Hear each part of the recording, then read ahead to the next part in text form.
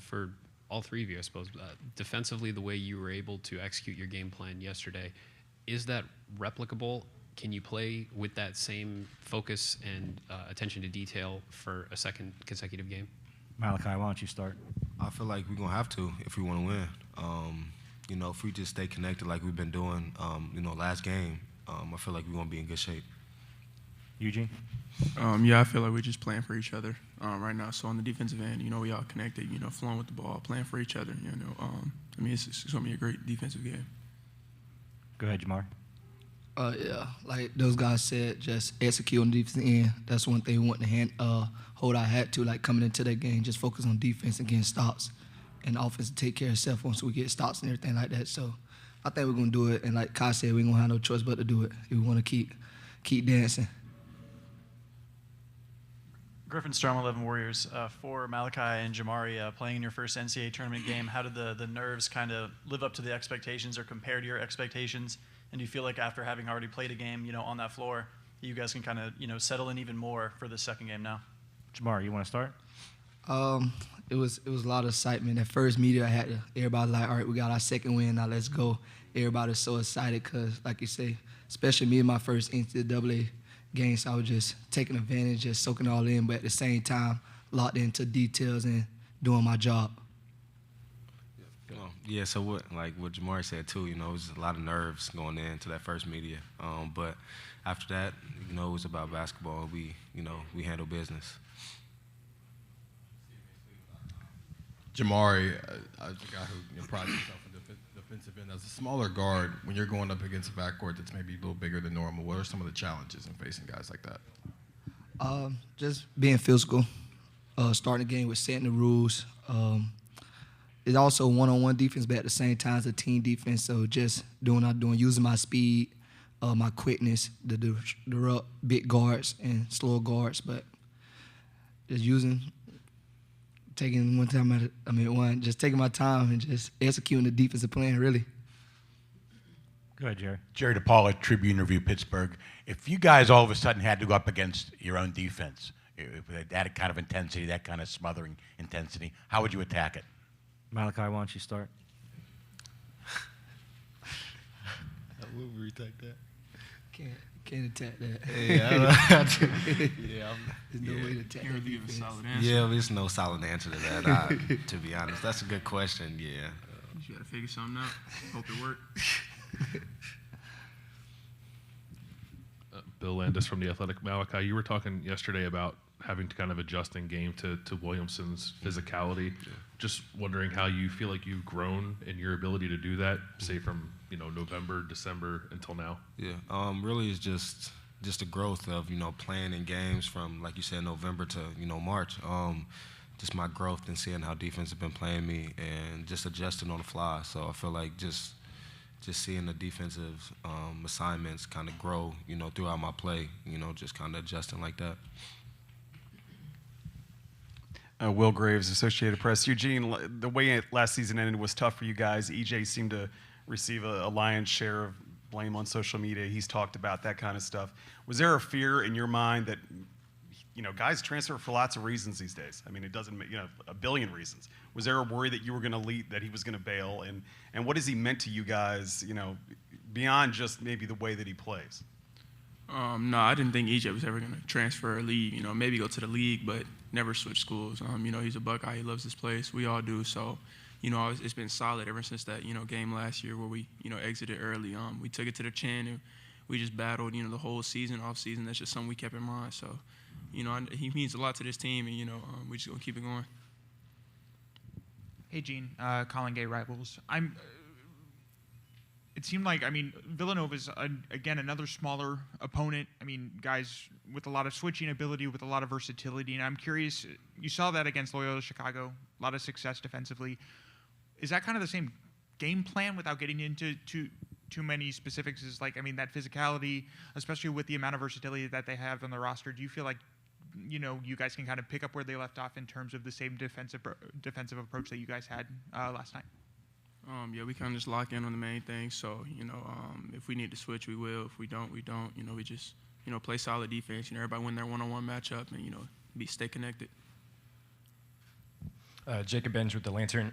Gene, we talked with Chris Holtmann yesterday after the game, and just talking about how, as a coach, and you mentioned how last season ended in the way it did. I'm curious how you've seen Chris Holtmann just approach the NCAA tournament this year. He mentioned how, as a coach, he has to have tunnel vision and whatnot. How have you seen him this year just kind of approach March Madness and whatnot, and especially after the win yesterday? I feel like we're just trying to focus on one game at a time. We're not getting too far ahead of ourselves, staying in the moment, staying in one possession. Just keeping goals small, but also keeping a big side of what we want to get to. Craig Meyer, Pittsburgh Post-Gazette. For all three guys, I'm curious what the experience is like for y'all of having a guy like Greg Oden on staff, and I don't know, how much y'all may remember him as a player, but what's that experience been like? Jamari, you want to take that first? It's good just having an older guy, just learning from him. Just ask him like little questions, cause like you said, he been playing for a long time. So just getting little tips from him and here and there. But I'm glad he on the staff. He teaches us a lot. Eugene? Yeah, like you said, just being able to pick his brain. Him playing, college basketball here, and going to the league, stuff like that. So just being able to pick his brain and pick up little bits of information here and there is solid. Malaki? I feel like they said everything that I was gonna say. So.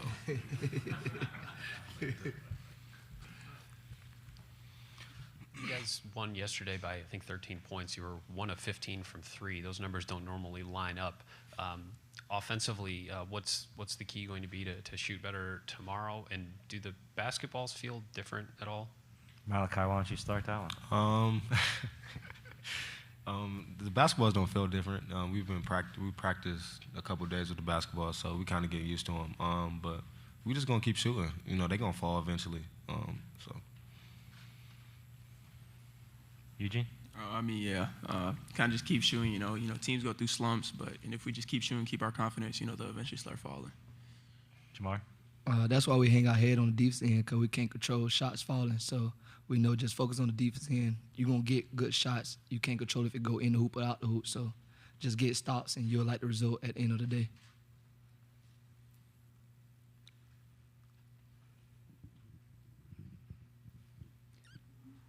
Jamari, leading into the game, you guys had a full week of practice, and the coaches have talked about getting more leadership from guys in that week and really being dialed in on the game plan. How did you see this team take advantage of that time that you had to prepare and get a little bit healthier?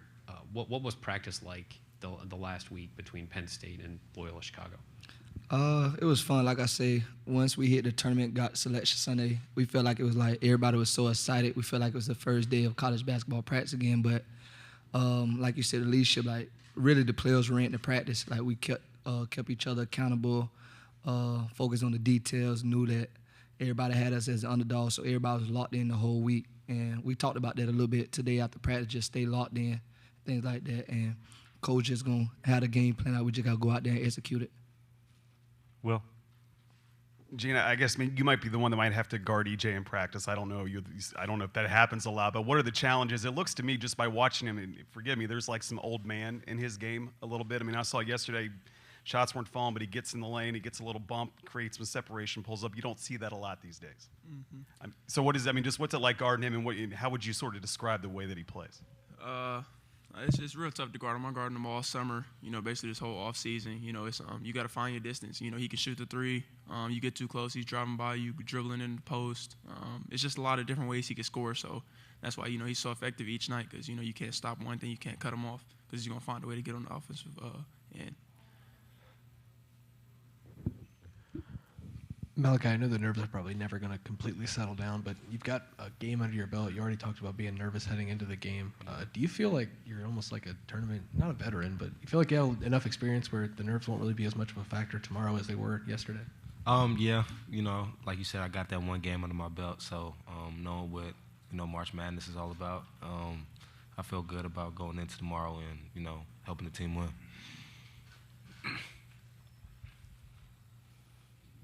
Steve Hellwagen, 24/7 Sports. For any of the guys, after the game, Coach Holtmann just basically said that there's more to prove, I guess, or more to show for this team, and you can't just be satisfied with winning one game.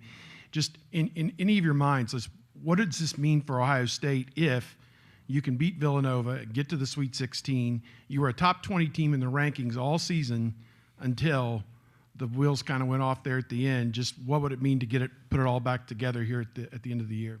Eugene, you want to take that? It'll basically just, show everybody what we know we are.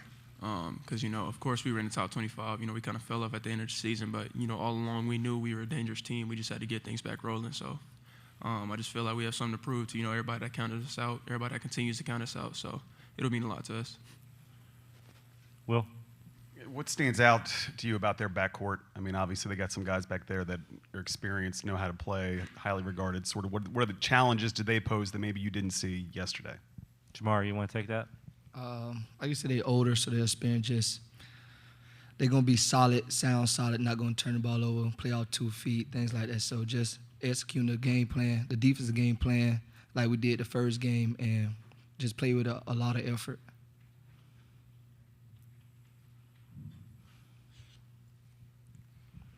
For any of you, what did it feel like last night?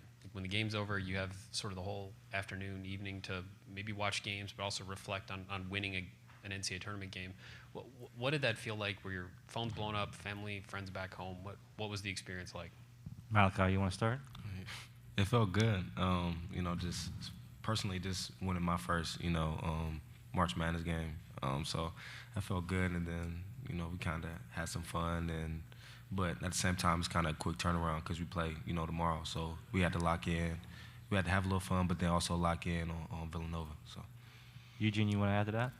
I think for me it was a different feeling because last year we had the early exit. So walking out the arena and instead of them saying safe travels, they say see you Sunday. It was a great feeling, honestly. So it just feels good. Jamari? Yeah, winning always feel good, especially winning the March Madness. I was excited, and like Kai, this is my first tournament and my first win, so I was just excited all day. But like he said, quick turnaround next game. What's your relationship like with Jay Wright, and do you have any favorite moments that stand out to you, over the years, on or off the court with Jay? I just really, really, really like the guy and have tremendous respect for him. And I think I'm among so many people that that have great respect for him and really like him. He was really in our league in the Big East right now, or when I was in the league, and I'm sure it's the same. He's kind of the statesman of the league, and everything kind of goes as he leads, but he's also got a great humility in how he is as a person and as a coach. When we beat them when they were #1 in the country, when I was at Butler, he took a moment. I think he just said, "Hey, I'm really happy for you." And then when we played in the NCAA tournament. And it might have been our game to go to the Sweet 16. He sent me a really long, nice text. Just basically said, "Hey, be Chris." So it was, those are some moments that stick out. He didn't have to do that. We've been a little bit not as much in touch since I left the league, but just tremendous respect. And I've stolen so much from him and his program. He has no idea because I didn't tell him. I just didn't tell him. I just, watched his practices, watched his teams. Anything that he was doing in terms of teaching, I would watch. Even to this day, I have stolen a lot from him. So thanks, Jay. Matthew Ryan, right here with City of Basketball Love. Obviously, you're very familiar with Villanova playing in the Big East. You guys played them twice a year. What from your time playing against Villanova in the Big East have you learned about how they play, and that kind of resonates with this version of the Villanova basketball team? Yeah, it's very similar. They have a tremendous buy-in to how they want to play. They've got a real toughness to them, always.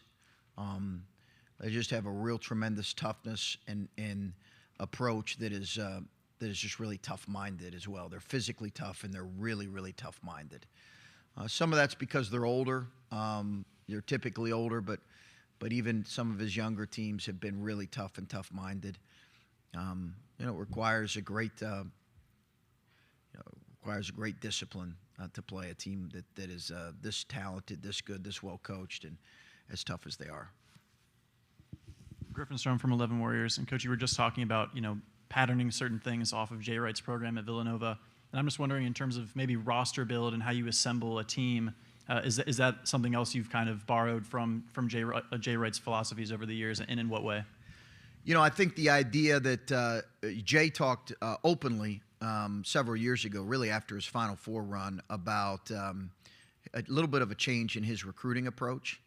And if you go back and if you look at it, and those that followed the program know what I'm talking about there. And certainly, that's informs kind of some of our decisions and how we went about recruiting. I'm aware of kind of how he builds his roster, and he plays a smaller rotation. I think there's some appeal to that. I haven't been able to, kind of adopt that maybe as much as I thought I might initially. But there's certainly some things there that I've thought about and kind of studied with the way he builds his roster. Johnny McGonigal with the Pittsburgh Post-Gazette. Chris, you guys last faced Villanova back in November of 2019. One, do you go back and watch that film? And then two, Jermaine Samuels and Colin Gillespie started that game. How different are they now than they were back then? So different. Yeah, they're so different. They're older, for one. They were young. That group was pretty young. And it was early in the season. So, really the more – they're so different than that team. I think that the time we played them, last few years at Butler, those are probably more of the games. While the personnel's different, those are more of the games that probably we reflect on and have watched a little bit more than that. That Ohio State game, they were just – it wasn't their night. It was kind of our night. We played well, but it was early in the season too. Adam Jardy, the Columbus Dispatch. Chris, your commitment to details yesterday from your team seemed maybe as on point as it's been all season. And I know being committed to the game plan doesn't guarantee a win or a loss, but how replicable do you think that is with this team, that you can be as dialed in as you were yesterday tomorrow?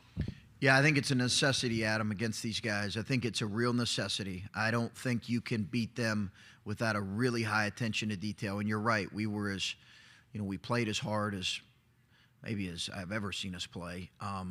And we were as detailed in a lot of areas as we've been for sure. And this game is going to be required that. And it was, evident in how we played. Will? Chris, Will Graves with the Associated Press. How would you describe EJ's evolution as a player? It seems like he's, from the outside anyway, he's methodically put together literally every piece that he needs over these 3 years to be a good pro at the next level. And do you worry sometimes that his consistency is maybe taken for granted just because you don't have to worry about it, it looks like? Yeah, maybe. It's not taken for granted by us. I lose sleep over it. He's going to be leaving here in a little bit, so we don't take it for granted. It's so his consistency really is remarkable. You can pretty much count on what he's going to be night in and night out. And, I just think he's a great example of a kid who's a great kid and has literally gotten better in front of our eyes every year. And he had a real choice.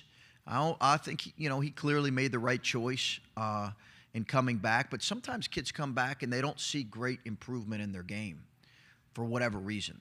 They just don't. We could talk about a number of guys. He's really improved. And for me, it's a great reward because I know it's going to benefit him in terms of his professional career and his professional opportunities in the NBA. And that's exciting to see that happen for a kid. Chris, you talked yesterday after just reflecting on the win and how last season ended that you kind of have to have tunnel vision as you progress through the tournament. And Gene was talking about how the team has to have fun after winning the game, but now they got to lock in. For you personally as a coach, now that you have won the first game and you play tomorrow, how do you as a coach kind of just turn the focus and shift and move on quickly from getting that win and going into tomorrow? Yeah, pretty quickly, right away. Really right away. I think that's you try to. Again, we've done this now 7 years. You try to turn the page right away and immediately prepare for what's next. And it's such a quick turnaround, so your prep has to start literally right after the game gets over with, and that's what we tried to do. Steven Means, Cleveland.com. Chris, obviously size in your guys' backcourt isn't necessarily a strong suit. Yeah. Villanova, that's not necessarily the case, especially with Moore. He's 6'4", 210.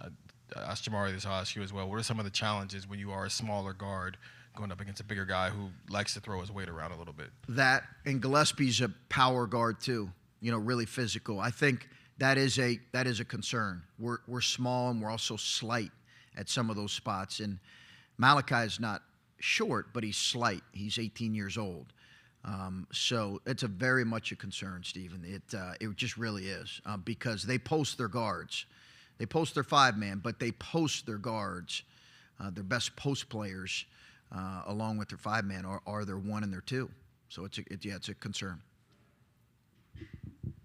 Craig Meyer from the Pittsburgh Post-Gazette. Chris, what were some of the traits and qualities that you saw in Greg Oden, having gotten to have known him in the years before this, that made you think that he would be a valuable addition to the staff and with this program?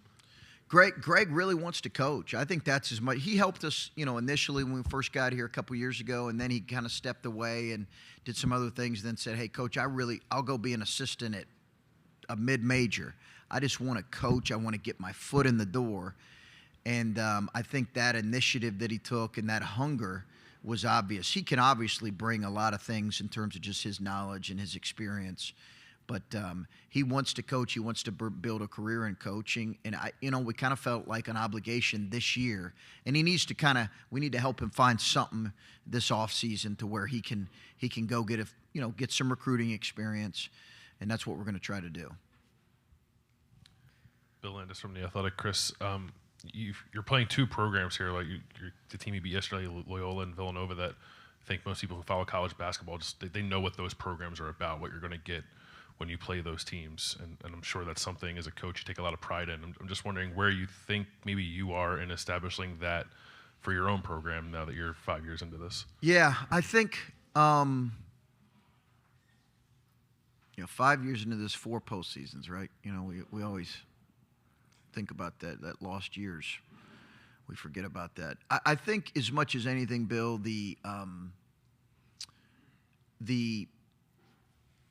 you certainly, it'd be interesting to ask other teams, kind of what would they think of when they think of our team.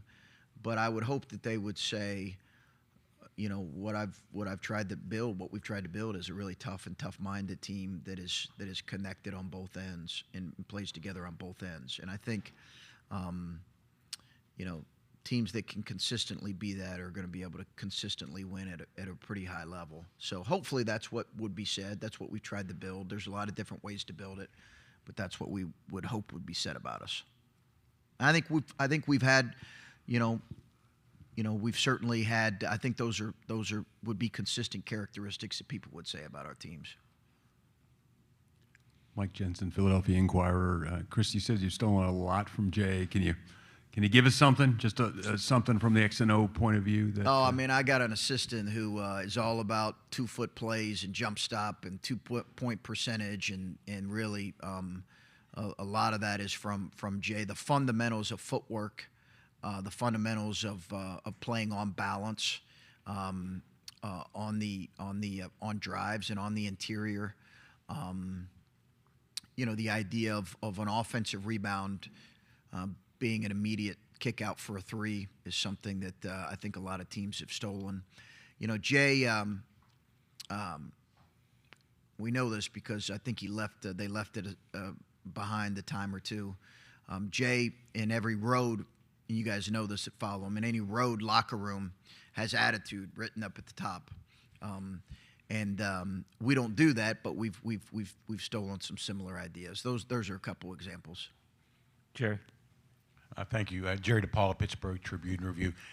Coach, with players having such an easy route to transferring these days, has it changed the way you coach kids, and handle certain situations with kids?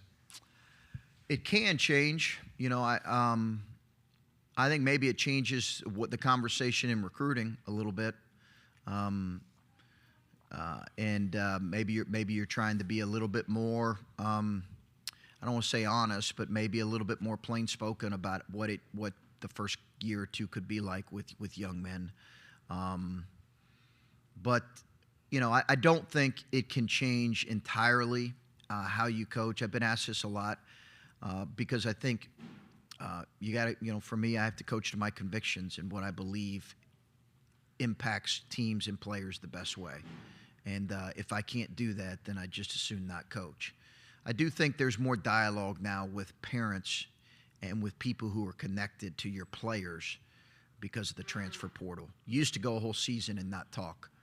And at the end of the season, maybe you would, maybe you wouldn't. You can't do that anymore. You kind of have to stay in contact with your players, immediate circle. Mike Sealski from the Philadelphia Inquirer. Chris, Jay has spoken for a while since the Big East kind of reconstituted in 13 and 14, that it's really to his advantage and to the advantage of the league that it's considered a basketball-first league. Mm-hmm. You've seen that, obviously, and now you've seen coaching in the Big Ten.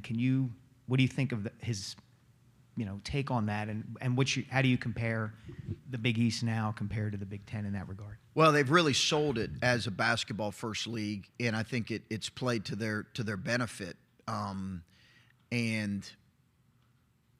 Obviously, the addition of UConn has helped. It's a tremendous basketball league, and I get why you would sell something. They've got really strong brands, basketball brands, that have had great success and won national championships and been to Final Fours. A lot of similar sized institutions. I had a tremendous experience in that league. Tremendous experience. I loved it. And part of it was just the purity of how important basketball was in that league. I love the Big Ten as well. They're just different in how they're set up. Chris, you guys, or Spencer Holbrook from Letterman Row. Chris, you guys obviously finally get a tournament game under your belt with some of these guys that haven't played in one before. Do you feel like that takes a little bit of the nerves away from what they're going to go through trying to get to a Sweet 16 now? Probably, but I think being on edge is not a bad thing. So I think it probably takes maybe relaxes some guys, and maybe we need that to help us, shoot the ball a little bit better. But I think there's a place for being on edge and having some nerves in a tournament like this. Chris, wanted to follow you talking about the team's connectedness earlier. What do you maybe attribute some of that to? Is it like hourglass end of the season coming up? Is it that you had a week to prepare? Why do you think you guys were able to be as dialed in as they were like that? Probably all of those things, Adam. And again, when we've been healthy, we have been pretty connected. And I'm not saying if Kyle's with us every game we win the league, but I think we probably could finish a game out maybe. So I think there is a precedent that this has been a pretty connected group. And I just think anytime you're sensing that the end is coming and you have some older guys that know the end is coming, there's an urgency to how they're going to play. Steve Hellwagen, 24/7 Sports. Where are you at, Steve? Way in the back. Oh, my bad. Okay. Question, your offense yesterday, EJ took 2 shots, I think, in the first half, and it was kind of, I don't know, they made you play left-handed a little bit. Here's Villanova. I think they're in the top 25 in adjusted defense as well. Yeah. Just what can you guys do to tweak things? Were you happy with the shots that you got and the people who were taking them? Just in a general sense, what were your thoughts about that and what you'll have to do? I thought we settled a few too many times, and I thought our shot selection on a few occasions could have been better, Steve. I thought we could have tacked a little bit better than what we did. Now, they were very, very disruptive to us, and you're right, they trapped some of our guys, and they also threw multiple guys at EJ. But I still think we settled a couple times that, and I didn't love a couple of our shots. So we need to get better with that. But Villanova can do a lot of the same thing. They're going to bump you off cuts. They're going to be really, really physical on the interior. And if you can't play with force, you can't be effective against these guys. It just won't happen. It just won't happen. They're too physical. They're too old and too strong. So hope that answers that. Last question for Coach Will. Chris, you talked about how the transfer portal has maybe changed the landscape a little bit. I mean, last year, tough out, EJ gets a lot of stuff online. Guys transfer for a billion reasons. Your players are up here saying they never worried about it. What does it say to you about maybe him that he kind of not only just sort of absorbed that stuff, but turned it into maybe almost like a positive sort of doubling down maybe on sort of how he felt about Columbus?